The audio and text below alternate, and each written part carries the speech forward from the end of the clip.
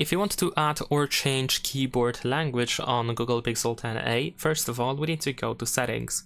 Now here in Settings, we need to scroll down and search for the System option. And after that, we're going to tap on Keyboard, On-Screen Keyboard, and then Gboard.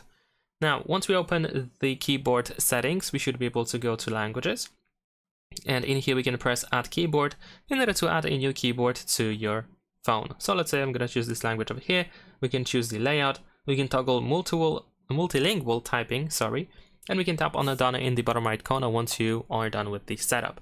Now, if you don't want to use multiple languages, if you don't need to keep the previous language, you can tap on Edit in the upper right corner. Then you can check the box right next to the language that you want to get rid of and use the Remove button.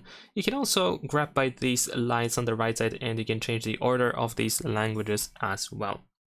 And if you keep more than one language, what you can do is you can open your keyboard and you can tap on this globe button that we have in the bottom right corner in order to change the currently chosen language, the currently selected language. It is being displayed on the spacebar. You can also press and hold your finger on the spacebar in that case in order to switch between all your available added languages. Leave a like and subscribe.